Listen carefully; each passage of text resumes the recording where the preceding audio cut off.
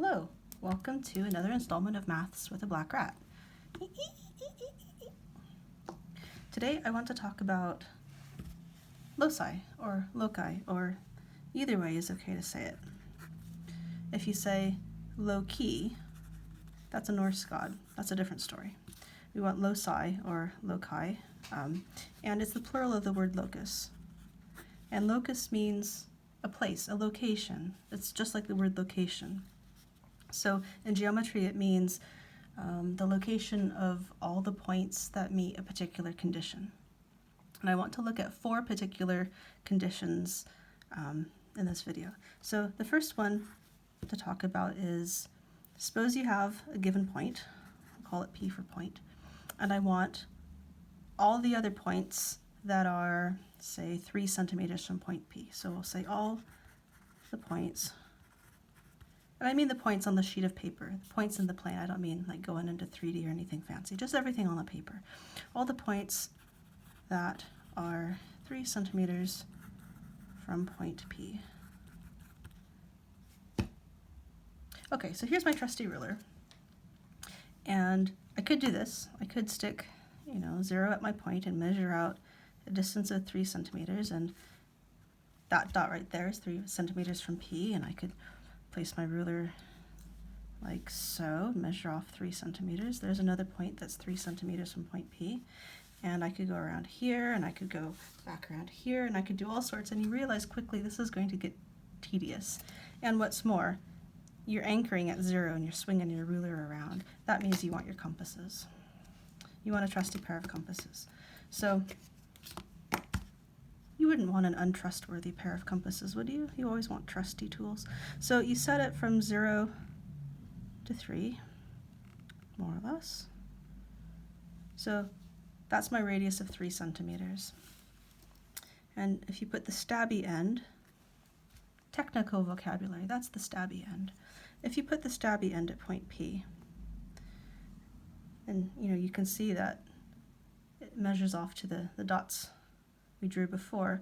But if I draw a circle and just swing the pencil behind, I'm putting a lot of weight on the stabby bit. I'm really stabbing into the paper, and I'm just dragging the pencil behind me like when you drag your feet when you're all reluctant to do something. So there's my circle around point P, and every point on the circle is 3 centimeters from P, and I could just slap a line in here and say that that's a distance of 3 centimeters. And you can get fancier. Okay, so if you live on the circle, those are all the points that are exactly 3 centimeters from P. If you wanted to say all the points closer than 3 centimeters to P, then you're looking at everybody inside the circle. And I guess I'll just maybe just do that really lightly in blue. I need my colored pencils, but pens are fun. Okay, so everybody inside the circle is closer than 3 centimeters away from P. And you could imagine that the next question is all the points further than 3 centimeters. So if you want to be all the points further than 3 centimeters, further than from point P, then it's everybody on the outside. I'm not going to color the whole sheet of paper. I'm just going to give a little corona so you get the idea of what I mean. Okay, so if this was like within a garden kind of a question, here's somebody's garden, and here's a tree in the middle, and you want to plant grass, but it has to be further than this distance from your tree. Then you take your tree, you draw your circle at that distance, and if you want to be further away from the tree, then you shade everything outwards until you hit the boundaries of your garden. You can go into your neighbor's garden, but don't say that I sent you. So that's how you do all the points a set distance from a fixed point. It's based around your circle. Another thing you could say is, well, suppose you want all the points that are a fixed distance from a line. Not a lion, a fixed distance from a lion. I try to stay a fixed distance or greater away from lions, but to each his own. Okay, so here's your line. And suppose you want to be all the points, what number sounds good to you? Shall we do 2 centimeters this time? All the points 2 centimeters from the line. How do I do that? What does a point look like when I do that? Okay, so maybe I could, if I'm a point here, sorry, I'll make that a prominent point. If I'm a point here, how do I talk about the distance from a point to a line? Because you might say, all right, well, if you think of yourself as standing here and you're looking at a wall, say, well, you can look at lots of different places on the wall, right? You could look at that point on the wall here and say, well, maybe I'm that far from this brick. Or you could look further along and say, well, I'm even further from that brick down there. And you might talk about many distances from you to the wall and nobody's moving. And it gets confusing. So what we do is we say, well, we want the shortest possible distance. And that's how we say the distance between you and the wall, the shortest possible distance. And it turns out that it's the perpendicular line that you draw, and that's your shortest distance to the wall, and that's your distance from the wall. So what we want to do is find all the points that, you know, if you go straight to your wall, it's 2 centimeters. So I was eyeballing that. It's probably not 2 centimeters. So I'm gonna rub that out. You can rewind if you want to see it again. So how do you be 2 centimeters from the wall? Well, here's my trusty ruler. I'm setting it down. I'm measuring from 2 up to 0. And I'm trying to put my ruler trying to put my ruler perpendicular to my line. So it's not like some weird tilty angle. And I'm doing that with the little black lines. I'm trying to line up the black lines on my ruler with the line on my paper. I'm eyeballing it, that's okay. So 2 centimeters, that spot right here, I've measured that as 2 centimeters away perpendicularly. Okay, he's not the only guy who's 2 centimeters away. I can go further down my wall. Same trick, stick the 2 on the line and measure back to 0. If you feel better starting from 0 and measuring up, you can do that too. Put your 0 on the line and measure up to the number 2. But my ruler gets in the way of this thing and it annoys me. So that's why I've done it the other way. Okay, well, 2 points gives me an idea where everybody's gonna live. So I'll do this in blue this time. So everybody on the blue line here is 2 centimeters away from my given line. And I'll just mark that in as 2 centimeters. But then you realize you could have been standing on the other side of the wall too. So I better do the same trick. So you know what, if you had been clever, I suppose you could have put the 2 and then gone up to the 0 and down to the 4. That would have been clever. I didn't think of that. But now that you're watching me, you'll know the trick too. So basically what I'm doing is I'm just making sure my ruler is lined up all nicely and perpendicular. 2 centimeters up, 2 centimeters down, however you want to measure that. If I haven't been clear, drop me an email. Okay, so that's enough to draw a blue line on the other side. And all the points on this blue line are also 2 centimeters away from my given line. And that's kind of the end of the story. If this goes on forever, or if it's a garden wall and your garden stops like that, then that's as much as you need to talk about. I've seen some questions on exams where they say, I'm just gonna, what do I want to do? I'm gonna, what do I do? I'll shorten this a little bit. Okay, well, they say something like, okay, well, your wall runs from point A to point B. And you can walk around, you're allowed to walk around your wall, but you want to keep, it's a social distancing question, oh my gosh. Okay, so you want to keep 2 centimeters away from the wall at all times. Maybe it's radioactive, I don't know. So you need to deal with the endpoints of your wall is what I'm saying. If you're just in the middle, then, 2 centimeters perpendicular distance, you're good to go. But around the edges of the wall, what you're gonna do is you're gonna have to sort of keep a berth like that. You don't want to make a box. If you made a box like that, then you might be 2 centimeters away here, but you're going to be a lot further than you needed to be on the diagonal. I hope I'm making sense. So what you want to do is figure out where perpendicular happens at the end of your wall. I've eyeballed a perpendicular line that between my blue lines. And I'm going to set my compasses at 2 centimeters. It's kind of weenie to set your compass at, but there we are. Okay, that's about 2 centimeters for a radius. So I put my stabby end at the end of the wall, and I can swing half a circle. And I'm not an artist. I'm not perfect with my tools, so I've got a tiny little gap here, and that's because I haven't been super uber careful with my measuring. In theory, your circle will clip your line right there, and it'll clip your line down here. And if you walk in parallel to your wall, and then you swing around the edge of the wall. I'm kind of fudging the gap here. And then you walk along here, then you're going to round the other end as well. So just to finish that off, it kind of looks like a Roman racetrack kind of affair. That's a history story. Okay, so what I did is, this is radius 2, and this is radius 2, and the break between straight line and circle happened at that perpendicular bit. So as long as you stay on this blue track, you will always stay exactly 2 centimeters from this fixed length wall. Okay, I'm pleased with that, even with the little gap there. I think that looks kind of nice. Okay, so those are kind of your starting ideas. A third way you can talk about locus of points is you can say, okay, well, I've got 2 points. I've got this point P, and I've got this point over here, which I'll call Q.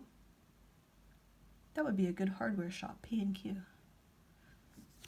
And you say, okay, well, I don't really want to be near P, and I don't really want to be near Q either. I'd like to be equidistant from them.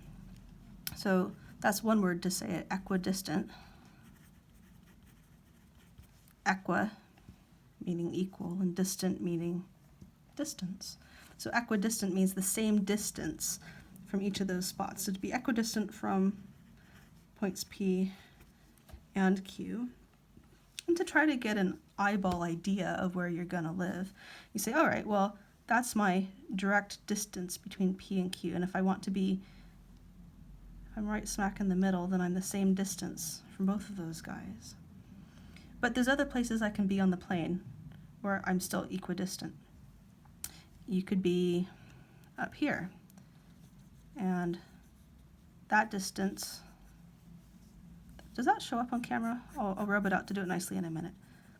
That distance, you want to be the same as that distance. And you realize you're kind of constructing an equilateral triangle here.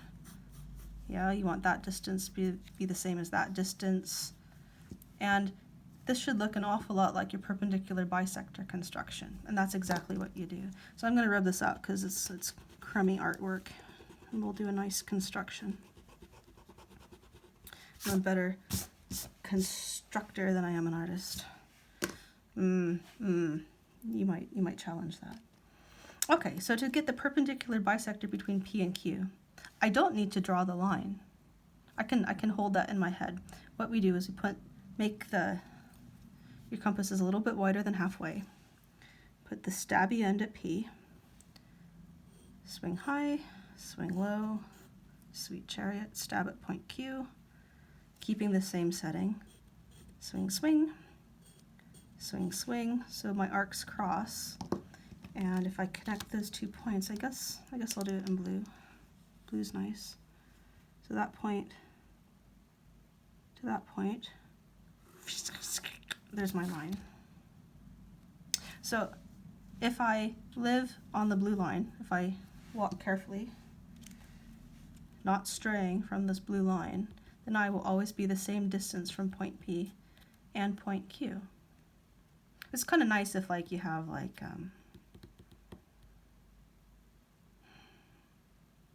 I don't know, somebody trying to get you to buy like there's an ice cream van here, and then there's a newspaper vendor here, and they're both wanting you to buy their stuff, and you're like, I just need to walk through town as quickly as possible, and I don't want to be near either one of them, so you just walk right down that path. I don't know where I get these analogies. Okay, so if you want to be equidistant, you live on the line. Where are you going to live if you wanted to be closer to P? If you wanted to be closer to point P, it's going to be everybody on this side. So that's closer, I'll say closer to P than point Q. Because if I stray off this blue line over on this side, then I'm a lot closer. Like suppose I'm this purple point, then that's much shorter than that distance is. Maybe I'll put that in. And if you wanted to be closer to Q than to P, then you're going to be on this white half of the page.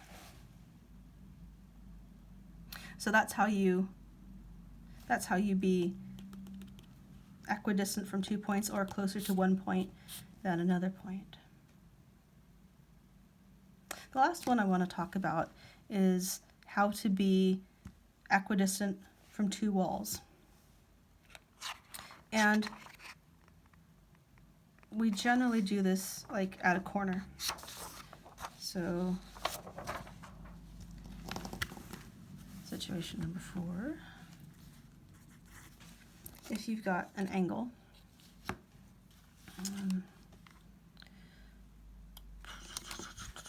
I don't know, it's often in the context of like you're in a garden or you're trying to put sheep in a pen. So sometimes your corners are right angles. I'm going to do one slightly skew just because I can, but it will work for right angles as well. Okay, so you've got this line here and you've got this line here, and they join at the vertex here. And you say, I really want to be equidistant from both walls. Like if I'm standing right here, I'm much closer to this wall. Again, we're talking perpendicular distance. I'm much closer to this wall than I am to this wall. It's miles to this side. And if I live here, I've got the same story, but the other way around. I'm much closer to this side than I am to this side. You're like, well, okay, eyeballing it, you want to be kind of somewhere maybe like here-ish. Wow, that's not even close. Somewhere maybe here-ish. Because you're thinking, okay, well, to get to here, I want that to be the same as, I'm overlapping on my previous drawings. To here, I want that length to be the same as that length. And we're looking at the perpendicular bisector. So to be equidistant, I didn't write that on the previous page about perpendicular bisector. Sorry. Here you want the angle bisector. And that will be all the points equidistant from the sides of your angle.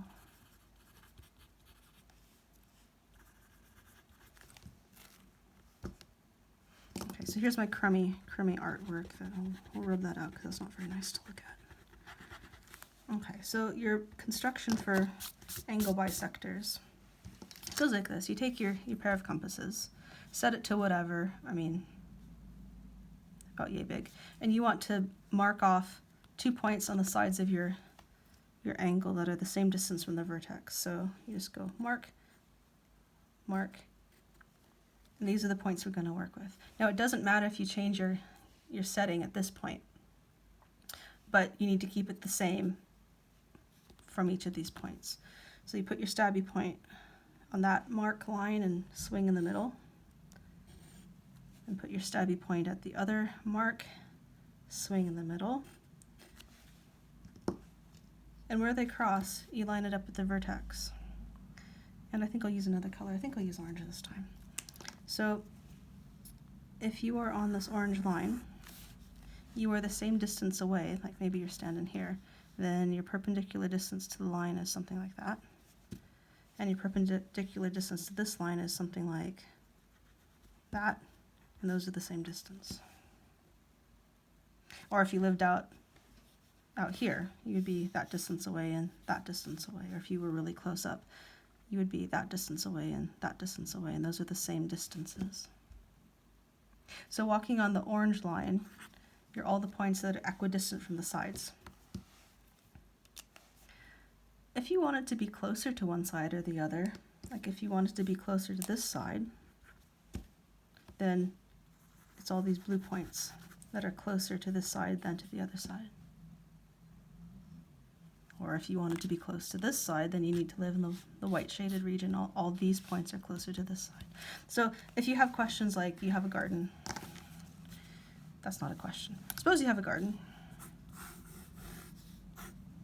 and you want to be closer to, maybe this is a, oh goodness me. Okay, I don't have my green to hand. This is a shrub and this is the house.